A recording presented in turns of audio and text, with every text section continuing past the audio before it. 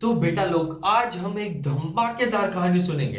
एक नेशनलिज्म की कहानी, यानी एक इमोशन जो लोगों को देशभक्त बनाता है और कभी कभी दुनिया का सत्यानाश भी कर देता है। और हाँ, जो मैं आज बताऊंगा ना, वहीं से एग्जाम में क्वेश्चंस आ सकते हैं, तो जो ध्यान नहीं देगा उसका तो भगवान ही मालिक है भाई। तो चलो बात करते हैं फ्रेंच रिवॉल्यूशन क्या था। सबसे पहले बात करते हैं फ्रांस की। 1789 में फ्रांस बोला अब भाई और बर्दाश्त नहीं होता, और फ्रेंच रिवॉल्यूशन स्टार्ट हो गया। लोग चिल्ला रहे थे लिबर्टी, इक्वालिटी, फ्रेटर्निटी, और मोनार्की का वही दही बन गया। तो सर इसका नेशनलिज्म से क्या लेना देना है? अरे भाई, इसी रिवॉल्यूशन से ही तो नेशनलिज्म का कंसेप्ट निकला था। लोगों को नेशन ने अपना माना, किंग को साइड हटाया और नेशन स्टेट का कंसेप्ट लाए। तो क्या था भाई, क्वेश्चन पूछता हूं मैं आप लोगों से। फ्रेंच रिवॉल्यूशन का नेशनलिज्म पर क्या इंपैक्ट पड़ा, ये क्वेश्चन है। इसने क्या किया, डेमोक्रेसी और नेशनलिज्म का आइडिया स्प्रेड किया, मोनार्की को खत्म किया, और क्या कंसेप्ट दिया वो मेरे को कमेंट सेक्शन में लिख के जाना भाई। अब होती है 1804 की बात, 1804, जब तुम पैदा नहीं हुए थे, लेकिन एक महान आदमी की एंट्री होती। भाई क्या भारी नाम था उसका, नेपोलियन बोनापार्टे। इसने बोला तुम सबका भला करने आया हूं, मैं तुम सब पे आशीर्वाद बनाए रखूंगा। पर भले के चक्कर में ना ये यूरोप का अंकल बन गया। 1804 में नेपोलियन एम्परर बन गया। उसने Napoleonic code, civil code of 1804 बनाया। फ्यूडलिज्म को खत्म किया, इक्वालिटी लाए, और मोनार्की फिर से आ गई। तो सर ये बंदा विलेन था या हीरो? अरे मिक्स था यार, हीरो भी था और विलेन भी था। जितने देश जीता उनको नेशनलिज्म का टेस्ट भी दिया। अब एक क्वेश्चन मेरे दिमाग में उठ के आ रहा है आप लोगों के लिए, छोटा सा। तो नेपोलियन का सिविल कोड क्या था? 1804 का नेपोलियन सिविल कोड फ्यूडलिज्म खत्म किया, लीगल इक्वालिटी दी, और नेपोलियन ने मोनार्की रिस्टोर करी। ये आंसर है, मैं बोलूंगा नहीं, तुमको कमेंट सेक्शन में लिख के जाना है, इसलिए मैं जल्दी जल्दी बोल गया। ठीक है, क्वेश्चन क्या था याद रखना। ठीक है, आगे बढ़ते हैं अपन। जब नेपोलियन को हराया, अब क्या होता है भाई, राजा लोग की मीटिंग हो रही है। ठीक है, राजा लोग की मीटिंग हो रही है, और जब नेपोलियन को हराया गया तो 1815 में कांग्रेस ऑफ वियना बुलाई गई। क्या बोल रहा हूं, कांग्रेस ऑफ वियना बुलाई गई। यूरोप के बड़े राजा लोग आए और बोले अब डेमोक्रेसी नहीं, मोनार्की वापस लाओ। मोनार्की मतलब राजा धीराज का राज चलेगा भाई। तो फ्रांस में बर्बोन डायनेस्टी आ गई। पावर बैलेंस रिस्टोर करने का प्लान बना कि भाई सबको बराबर बराबर पावर मिलनी चाहिए, भाई ऐसा नहीं होना चाहिए। ठीक है, पर वो हम हमारे हिसाब से चलेंगे। तो भाई मेरे, अभी पिक्चर बाकी है, लोग और गुस्से में आ गए। तो उससे पहले एक सवाल, ठीक है, कांग्रेस ऑफ वियना का मेन एम क्या था? क्या था? मोनार्की को रिस्टोर करना और यूरोप का पावर बैलेंस लाना। ठीक है, 1830 और 1848 रिवॉल्यूशन की सुनामी आ गई भाई। ठीक है, लाल झंडा घूम गया कि क्या है ये सब। तो 1830 और 1848 दोनों रिवॉल्यूशंस का टाइम था। फ्रांस, इटली, जर्मनी, सब जगह लोग चिल्ला रहे थे हमें मोनार्की नहीं डेमोक्रेसी दे दो, हमें भी तो हक दो थोड़ा सा। सब तुम ही कर लोगे, हम क्या करेंगे, हम बैठे रहेंगे गाजर छिलेंगे यहाँ पे। तो 1830 रिवॉल्यूशन भाई, फ्रांस में मोनार्की गई। ठीक है, गई।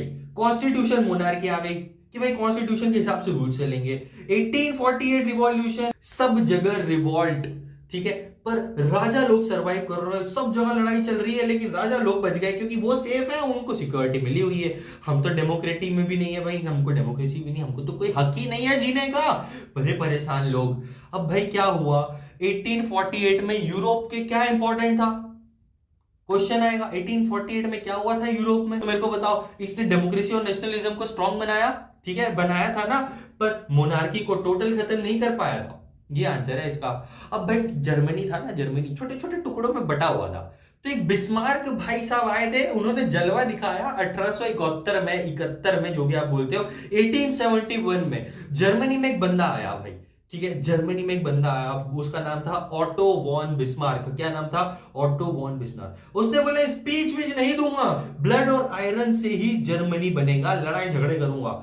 प्रूशिया लीड करता है, जर्मनी का यूनिफिकेशन हो जाता है। बिस्मार्क ने 3 वॉर्स लड़े थे, 3 युद्ध लड़े थे और जर्मनी का यूनिटी उन्होंने गेन करी थी। अब 1871 में फिर जर्मनी एक नेशन बन गया और जर्मनी वाले बड़े खुश कि चलो हम राजा बन गए, हमारा देश बन गया, अब डेमोक्रेसी आएगी, ये आएगा। भाई कुछ नहीं हुआ, ठीक है, थोड़ा इंतजार करो, अभी इटली की बारी है। उससे पहले मेरे दिमाग में एक सवाल आ रहा है, बिस्मार्क का क्या रोल था भाई जर्मनी की यूनिफिकेशन में? उसने मिलिट्री फोर्स को डिप्लोमेसी यूज की, मिलिट्री फोर्स और डिप्लोमेसी यूज की। प्रूशिया के अंडर जर्मनी को एक करा। किसके अंडर किया? प्रूशिया के अंडर जर्मनी को एक करा और 1871 में जर्मनी बना था। ठीक है, याद रखना 1871 में कौन बना था भाई? जर्मनी। अब अपन बात करते हैं इटली का। एकीकरण मेरे को नहीं पता भाई क्या है ये सब। तो इटली भी जर्मनी की तरह डिवाइडेड था, अलग अलग टुकड़ों में भेलपुरी जैसा बटा हुआ था भाई, इधर टूटा उधर टूटा, ये टूटा, सबका अलग राज चल रहा है। तो एक हीरो आया गुइसिप्पी गैरिबाल्दी, उसने रेड आर्मी बनाई और इटली को यूनाइट कर दिया। 1961 में इटली एक हो गया। तो गैरिबाल्दी, मजीनी और केवर, क्या सर क्या नाम ले रहे हो, ने अलग अलग प्लान्स बनाए। तो एक सवाल उठ के आएगा कि भाई इटली का यूनिफिकेशन कैसे हुआ?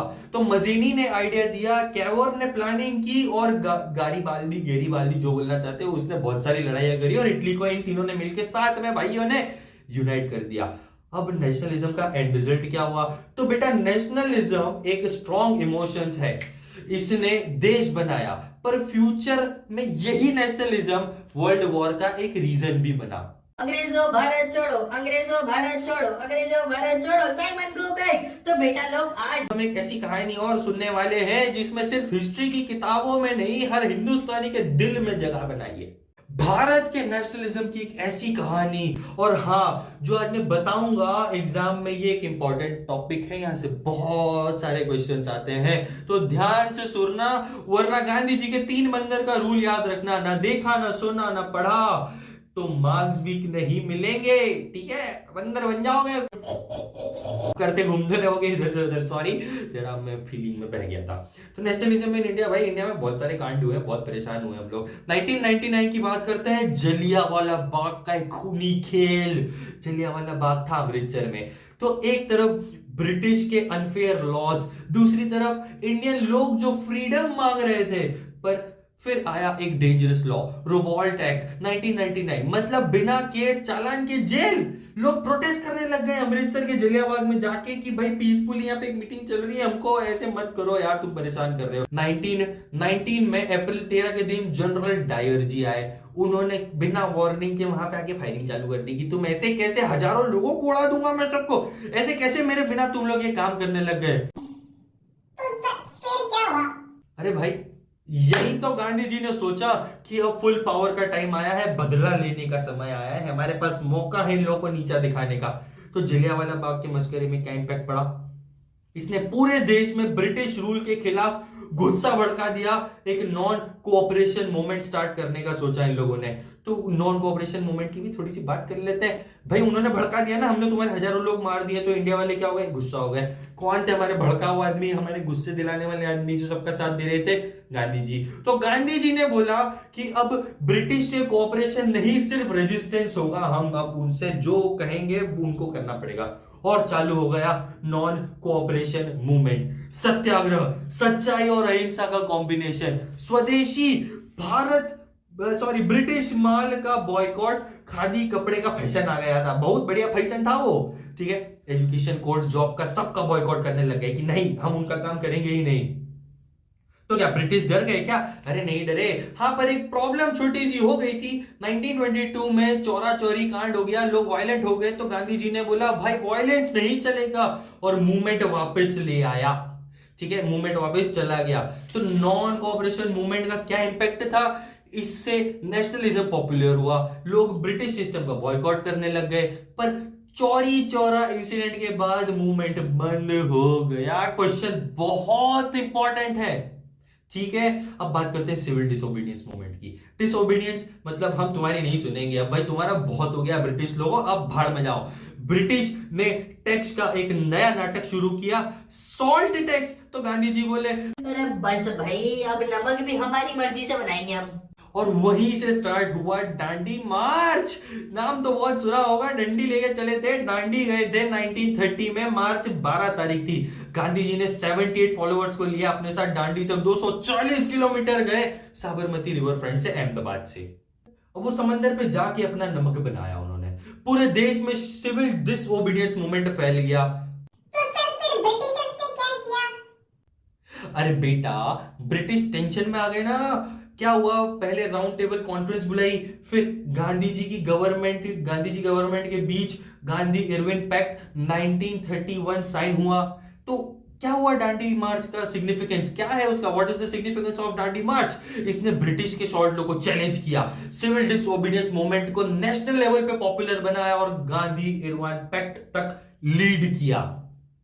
ब्रिटिश ने देखा कि, आगे की बात बता रहा हूं, ब्रिटिशर्स ने देखा कि इंडियंस रुकने वाले तो है नहीं, तो उन्होंने गवर्नमेंट ऑफ इंडिया एक्ट निकाला। तो गवर्नमेंट ऑफ इंडिया एक्ट में 1935 पास किया। इसमें इलेक्शंस का सिस्टम रखा, अब हम चुनाव दे सकते थे, पर असली पावर्स अभी भी ब्रिटिशर्स के पास थी, हमें झुंझुना भी नहीं मिला था। तो सर कांग्रेस ने जीते क्या इलेक्शन? हाँ भाई, 1937 के इलेक्शंस में कांग्रेस ने 11 में से 7 प्रोविजंस जीती हैं। ब्रिटिशर आ गए टेंशन में। तो एक सवाल का जवाब दे दो भाई साहब, गवर्नमेंट ऑफ इंडिया एक्ट 1935 का इंपॉर्टेंस क्या था? इसने इलेक्शंस को इंट्रोड्यूस किया, पर ब्रिटिश ने ले ली सारी पावर। इससे क्या हो गया, नेशनलिज्म और स्ट्रॉन्ग हो गया। फिर आती है बारी, हम बड़े परेशान हो गए थे ब्रिटिशर से, तो हमने निकाला अंग्रेजों भारत छोड़ो, क्विट इंडिया मूवमेंट। अब गांधी जी हो गए हैं फुल एंग्री मोड पे आ गए हैं, ठीक है। अगस्त 1942 में बोला डू और डाई, और क्विट इंडिया मूवमेंट स्टार्ट कर दिया उन्होंने। तो भाई क्विट करो इंडिया, अब नहीं बहुत हो रहा है। तो ब्रिटिश ने गांधी जी और लीडर्स को जेल में डाल दिया। बोलते भाई कैसे कैसे तुम हमको भगा सकते हो, हम इतने सालों से राज कर रहे हैं यहाँ पे। तो लोगों ने प्रोटेस्ट किया, रेल जलाई, ब्रिटिश टेंशन में आ गए। सर क्या इसके बाद फ्रीडम मिल गया? अरे नहीं रे बाबा, ब्रिटिश ने बोला पहले वर्ल्ड वॉर 2 खत्म हो जाने दो, फिर तुमसे निपटते हैं हम। तो क्विट इंडिया मूवमेंट का इंपैक्ट क्या था? ये एक मास मूवमेंट था। लोग ब्रिटिश रूल के अगेंस्ट खड़े हो गए और ब्रिटिश को फाइनली समझ आया कि अब उनको इंडिया छोड़ना पड़ेगा, और वो लोग यहां से निकल गए। ठीक है, 1947 प्यारा आपका दिन 15 अगस्त आने वाला है। तो ये था आजादी का महीना, आजादी का महोत्सव आने वाला है, बड़ा मजा आएगा, मोदी जी भी मनाएंगे। ठीक है, फाइनली ब्रिटिश ने डिसाइड किया कि अब इंडिया को आजादी देनी पड़ेगी। माउंटबेटन प्लान के तहत इंडिया और पाकिस्तान 2 पार्ट्स में डिवाइड हुए और 15 अगस्त 1954 को हमारा भारत आजाद हो गया। तो सर इसका क्रेडिट किसको जाता है? तो सभी फ्रीडम फाइटर भाई मेरे दोस्तों, गांधी जी, सरदार पटेल, नेहरू, भगत सिंह, अपने सुभाष चंद्र बोस जी, सभी का कंट्रीब्यूशन था। तो भारत का पार्टीशन क्यों हुआ? एक क्वेश्चन ये आ सकता है। ठीक है, नेशनलिज्म के इसमें हिंदू मुस्लिम टेंशंस बढ़ गए थे, मुस्लिम लीग सेपरेट पाकिस्तान मांग रही थी और ब्रिटिश ने उनको क्या करा, ले चलो भाई तुम निकलो, तुमको नहीं चाहिए ना, तुम जाओ। ठीक है, तो उनको वहां भेज दिया। बहुत थे ऐसे लोग हमारे। तो ये थी हमारी देशभक्ति की कहानी। तो जय हिंद मेरे दोस्तों। तो बेटा लोगों, नेशनलिज्म का रिजल्ट ये था कि 200 साल की स्ट्रगल के बाद 15 अगस्त 1947 को भारत आजाद हो गया और आज हम एक फ्री कंट्री में रह रहे हैं। अभी रुको, तुम लोगों को ज्योग्राफी, सिविक्स और इकोनॉमिक्स कौन बताएगा? अरे तुम्हारे हर्षद भैया बताएंगे। ठीक है, इस चैनल को हाथों हाथ सब्सक्राइब करो। अगले 2 से 3 घंटे में सिविक्स ज्योग्राफी भी आपके चैनल पे टपकने वाला है। मेरे चैनल पे, आपका ही चैनल है, मेरा चैनल है, बराबर है। तो फिर अपना ज्योग्राफी, इकोनॉमिक्स और जो बच रहा है आपका सब फटाक से टपका दूंगा, क्वेश्चन दे दूंगा, देख लेना, टॉपिक्स बता दूंगा, शॉर्ट समरीज दे दूंगा। ठीक है, डिटेल में नहीं पढ़ेंगे, एंड मूवमेंट आ गया, कितना रटोगे भाई, हिस्ट्री है, सिविक्स है, ज्योग्राफी है, पागल हो जाओगे। ठीक है, तो फटाक से सब्सक्राइब करो, वेट करो 2 से 3 घंटे, मैक्सिमम 5 घंटे में तुम्हारे पास एक नेक्स्ट वीडियो आने वाला है। ठीक है, फटाफट सब्सक्राइब करो और कमेंट सेक्शन में जो आंसर क्वेश्चन मैंने पूछा फटाफट आंसर लिख के जाओ यार मेरे दोस्तों।